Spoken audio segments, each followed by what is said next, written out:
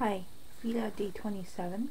I want to talk about interfaces. And by interfaces, I mean websites who every once in a while or even constantly decide to change their look and feel of the way their website is set up and the whole interface and what it does to their loyal site goers.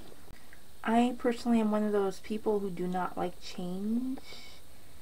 Some change is good, but I don't like change when it comes to websites because I get comfortable with how something works. And as soon as I'm like, figure out all the bells and whistles and really enjoy the site, then they go and change it, and that just sucks. For example, MySpace. MySpace was a fun place to go. You can post bulletins to all your friends about things. You could chat. You could have a really cool page that looked like, your own personal website. You had a blog. You had like a message, like an email.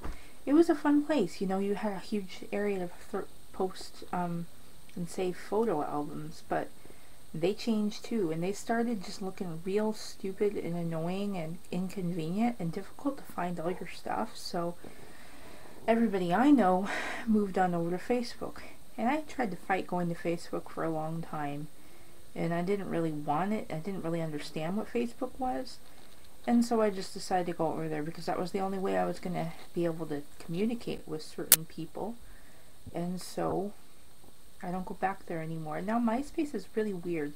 You can still get into your old MySpace, the old crappy one, but you can also join the new MySpace, which is really weird because it looks like a cross between Facebook and Pinterest, and I'm not crazy about it because you try to you say something that you like and it connects you to a bunch of other people that you don't even know. So cut to Facebook. Facebook was alright for a while.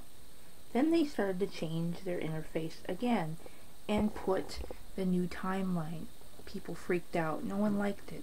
A lot of people just gave up and went with it and got it. Others waited till the last minute like me until they were forced to get it.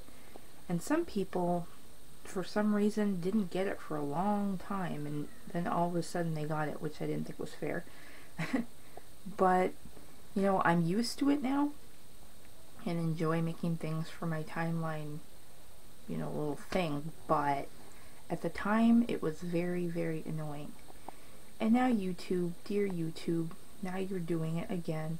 You already changed the way things look once with the channels and your main homepage and giving suggestions what videos to watch next, which I don't care about. I only want to see my subscriptions. But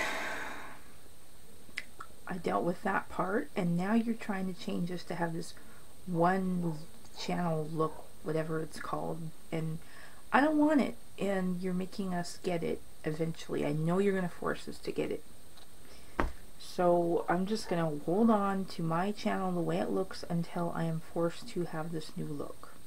And I am not at all happy about it, and it seems annoying and unorganized because the way I have it now is comfortable to me and I can find things, but now I'm going to be like scrambling to figure out where my stuff is and how other people are going to find it, and it's just freaking annoying.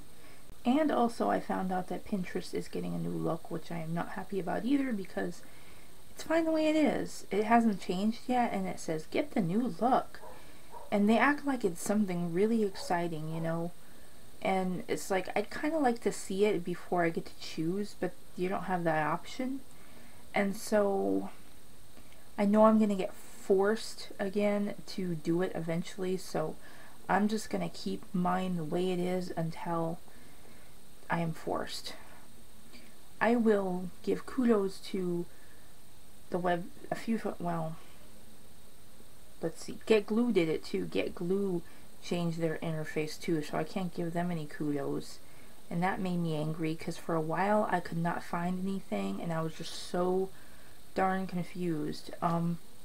Right now the only site I can think of that hasn't really changed that much is DeviantArt, and so I give them kudos for staying pretty consistent on things. They may have changed a little you know, a couple little things here and there, but for the most part, your page looks the same. Even colors haven't changed. It's always been that classic dark green and kind of a forest green color, and just, you know, it's just consistent, and I really appreciate that, because if I could not find my art or other things, I would just be pissed.